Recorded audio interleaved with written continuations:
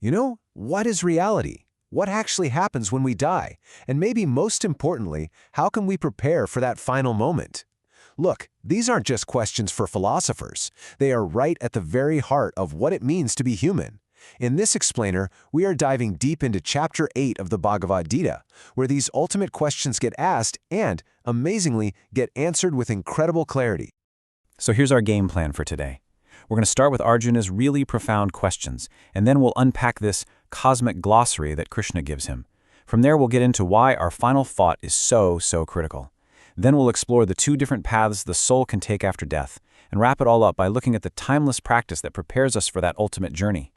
So I want you to picture the scene. It's set on a battlefield, but the real conflict, it's all internal.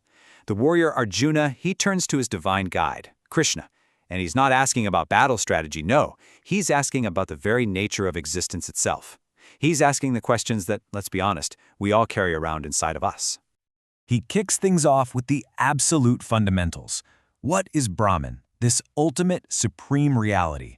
What is Adhyatma, the individual self, the soul? And what really is karma, this force of action that seems to shape our entire lives? These are the foundational ideas he knows he needs to get a handle on. But then, he gets to the most urgent, the most personal question of all. How can someone, especially someone who has worked to control their mind, how can they know the divine at the exact moment of departure from the body? This is the question that really drives the rest of the chapter. How do we face that final moment with purpose and total awareness? Now, to answer questions this big, Krishna knows he can't just jump right in. He has to lay the groundwork first. So he provides a kind of cosmic glossary, defining all the key terms so Arjuna and, us can really grasp the bigger picture. And right here, Krishna literally maps out reality for us. He says Brahman is the imperishable, the eternal supreme being. Adhyatma, that's your essential nature, your individual soul. Karma is that creative spark that brings beings into existence. Adhibhuta is everything we see around us that's temporary and perishable, while Adhidaiva is the universal soul that presides over the whole show. It's a complete blueprint. And then, just when you think it's all cosmic and abstract, he delivers the most intimate revelation. Krishna says that he, the divine, is the Adhiyajna, the very spirit of sacrifice that lives inside every single one of us. So we're not talking about some distant god here. This is a force that is present within our own bodies, which makes the divine incredibly personal and accessible. All right, so with the terms defined, Krishna now circles right back to Arjuna's most pressing question. What about that moment of death? This is where all that philosophy becomes unbelievably practical, because it focuses on the single most important moment of our entire lives. And here it is. This is the core instruction, the central promise of this chapter. Krishna states it with absolute certainty. Whoever leaves their body while remembering me will attain my divine nature. Full stop. He says there is no doubt about this. Now, the principle behind this promise is just so powerful. Whatever state of being, whatever emotion or thought you are completely immersed in at that final moment, that is the reality you're going to be drawn to next. Your final thought acts like this powerful magnet, literally determining your soul's next destination. So the crucial takeaway here is that preparing for death isn't about some last-minute prayer. It's about cultivating a certain state of consciousness throughout your entire life. Like Krishna tells Arjuna, therefore, always keep remembering me and fight. Your daily focus, what you put your attention on every single day, that is the real training for that final moment. Okay, so building on this principle, Krishna then explains that there are two main paths a soul can take after leaving the body. And the destination isn't random at all, it's a direct result of that person's knowledge and their state of awareness. He calls them the bright path and the dark path, or Shukla and Krishna.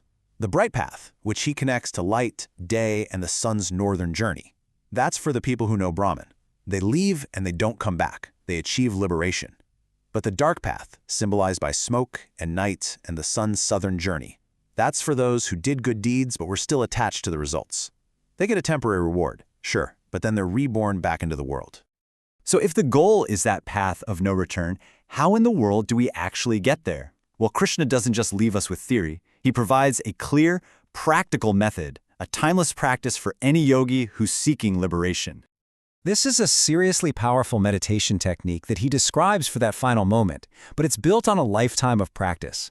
It involves pulling the senses inward, focusing the mind and the heart, and then drawing your life force, your prana, up into the head. all while chanting the sacred syllable Om, the sound of the eternal Brahman, and holding the divine in your mind. And again, and this is so important, the key is that this isn't some last-ditch effort. Krishna really emphasizes that for the yogi who constantly remembers him with an undivided mind, he is easily accessible. This state of constant, focused remembrance is the real practice. It makes that ultimate journey just a natural next step of a life lived with deep awareness. And the reward for this kind of understanding? It's just staggering. Krishna closes the chapter with this incredibly powerful statement. The yogi who truly gets these truths about the final thought and the two paths goes way beyond all the accumulated merit you could get from traditional good deeds, like studying scriptures, performing rituals, or giving to charity. I mean, this is a radical idea. The goal isn't just to rack up good karma points for a better rebirth. The goal is to transcend the entire system of karma altogether. The yogi who knows this truth doesn't just get a better life next time around, they attain the supreme original home, from which there is no return. They go home. Which, of course, leaves us with one last profound question to really think about. If this state of being surpasses all the good deeds we can possibly imagine, from charity to studying scripture, what does that tell us about the true nature of that supreme original state? What really lies beyond the whole realm of action and consequence?